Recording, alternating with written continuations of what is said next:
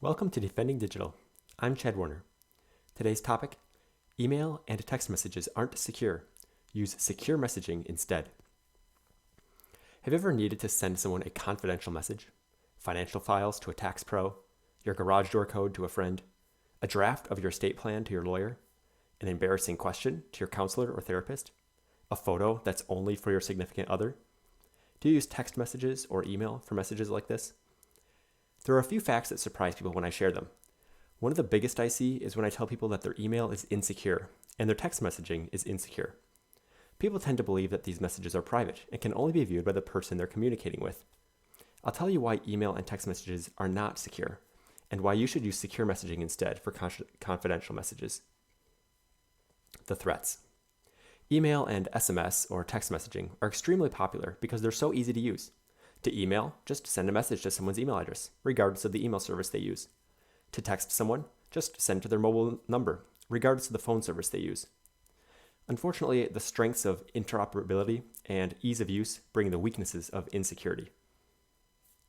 Email threats.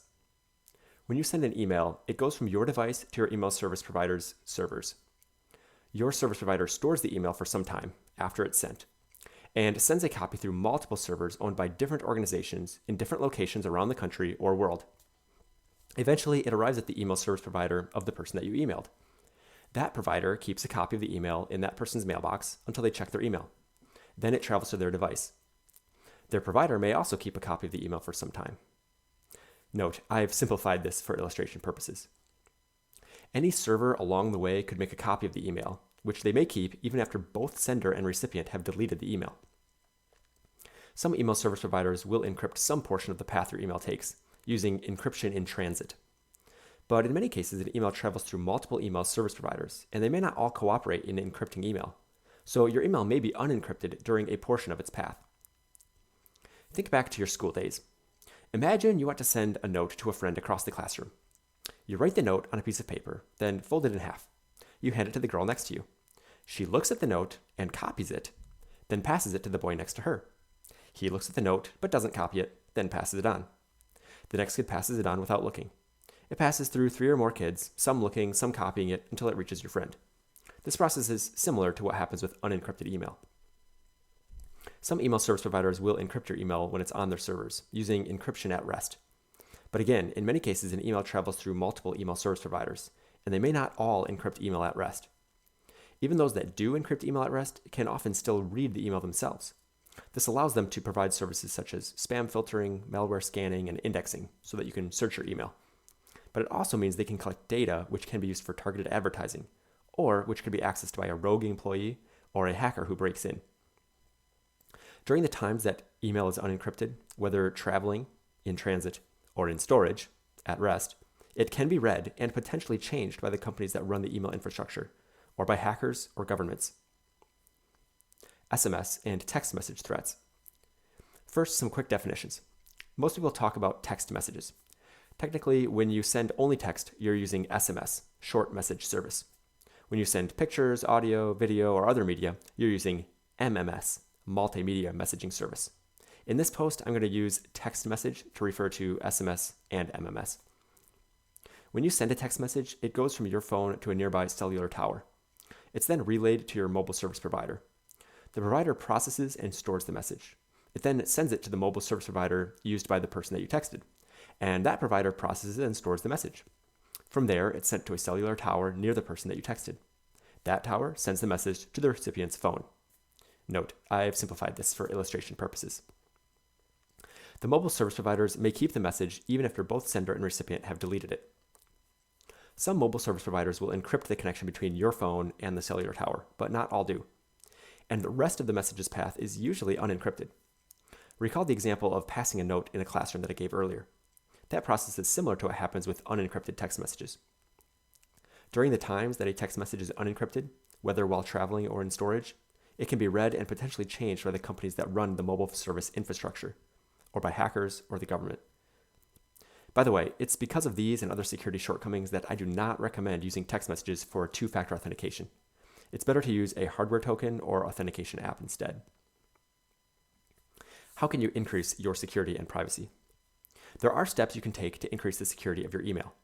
But because of how email works, the more you secure it, the more of a pain it is to use. You need to jump through a lot of hoops. There's not much you can do to increase the security of texting, also because of how the technology works. So instead of trying to secure your email and texting, I recommend using secure messaging whenever you need to send confidential messages. Of course, you can use secure messaging all the time, but using secure messaging properly takes more effort than email and texting, so you may decide to use secure messaging only when necessary. The main thing that makes secure messaging secure is end-to-end encryption. This keeps data secret along the entire path from sender to intended recipient, so that only the intended recipient can see or hear it. It keeps data encrypted while in transit, traveling, and at rest, in storage. This prevents not only hackers, but also governments and even the companies transmitting the data from seeing it. Recall the example of passing a note in a classroom that I gave earlier. Now imagine that after you write your note, you lock it in a box using a key that only you and your friend have. Your classmates pass the box along, but they're unable to open it and see what's inside. Your friend receives the box and uses the key to open it and read your note. This process is similar to what happens with end-to-end encrypted messages. You may see certain messengers advertise that they use transport layer security, TLS, and that's great in that it encrypts data while in transit, while it's traveling, but it does not encrypt data at rest, while it's in storage. The messages are still vulnerable when in storage. You should not settle for anything less than end-to-end encryption. To be end-to-end encrypted, generally you and the person you're communicating with need to use the same communication system.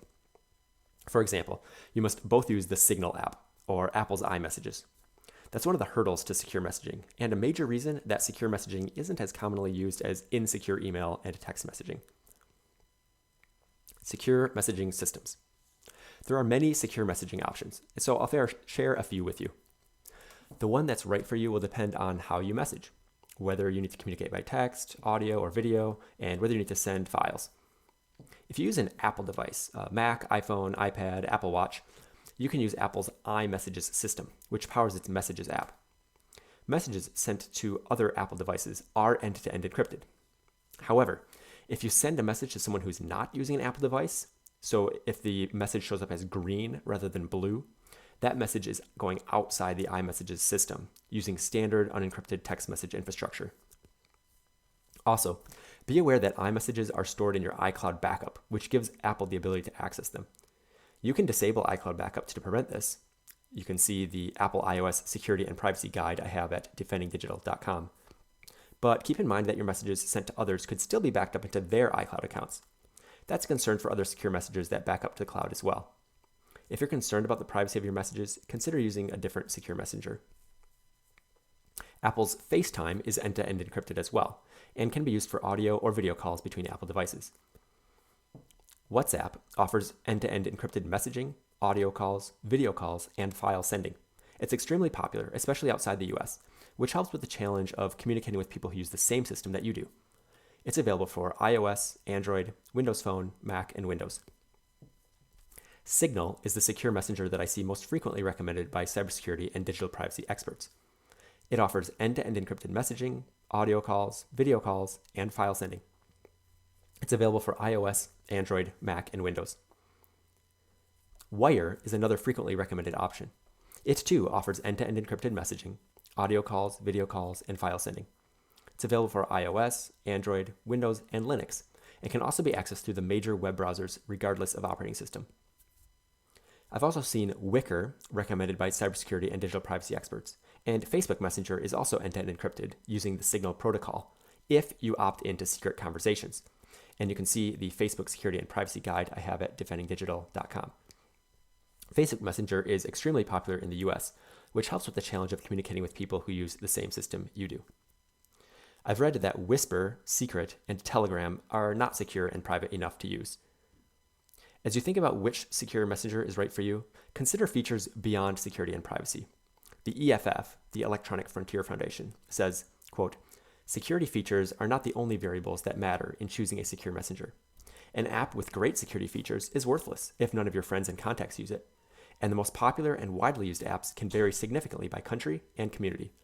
Poor quality of service or having to pay for an app can also make a messenger unsuitable for some people, and device selection also plays a role." End quote. The EFF has an excellent article that helps you think through what you need in a secure messenger, and you can find the link in the post that goes along with this episode, as well as links to all these messengers that I'm mentioning at defendingdigital.com. You can find lists of secure messaging apps in the further reading section of the post that goes along with this episode. Sending files securely. If you don't regularly use secure messaging, but you need a way to securely send files once in a while, consider Firefox Send. It's a web-based tool that sends files with end-to-end encryption. It generates a link for you to share, and you choose when that link expires. I recommend using the Protect with Password option. You should send that password through a different channel than you use to send the link. And you can send files, including zip files, up to 1 gigabyte. A similar tool is Tresorit Send. It too lets you set a password, though you can't set an expiration, and it supports files up to 5 gigabytes. Both of these tools and the companies that created them have good reputations for security and privacy. Secure email. If you want to stick with email but use it more securely, you need to find a way to end-to-end encrypt your email. There are a few ways to do this. Mailvelope is frequently recommended by cybersecurity and privacy experts. It uses a browser extension to add OpenPGP encryption to webmail services, including Gmail, Yahoo Mail, and Outlook.com. There are also secure email providers. Proton Mail is the one I see most frequently recommended. There's also Tutanota, Hushmail, and Zixmail. With secure email providers, you usually have a couple choices for dealing with emails sent to someone who isn't using the same secure email provider.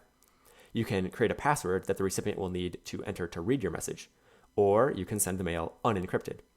I highly recommend using the password option unless you're certain that you don't need the privacy. You can also add PGP, OpenPGP, or GPG to your email client. That's the software that you use for sending and receiving email. The instructions vary based on the email software you use and the security software you select, so you'll need to look for instructions. What about Gmail's confidential mode? It has some nice features, but it's no substitute for secure messaging. It is not end-to-end encrypted.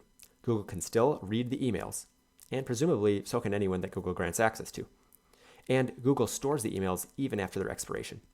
The EFF has a great article about this that I linked to in the post that goes along with this episode. What should you do? 1. Think about how you exchange confidential information. Is it by text, files, audio conversations, video conversations? 2. Think about who you exchange confidential information with. What software can you reasonably expect them to use? 3. Research the secure messaging options that fit the use cases you've defined. Use the resources in the further reading section that's in the blog post associated with this episode. Signal is a good option. 4. Whenever you need to exchange confidential information, use the tools that you selected. You may need to help the person that you're communicating with use the same tool that you do. And 5. When others send you confidential information via unencrypted email or text messages, talk to them about the dangers and how to use more secure options. You can even send them a link to the post that goes along with this episode. You can find all the links that I've mentioned, as well as a substantial further reading section in the blog post that goes along with this episode at defendingdigital.com. I'd love it if you would take a minute to leave a rating and review in whatever app or site that you use to listen to this podcast. Also, think of a friend who's interested in digital security and privacy and tell them about the podcast.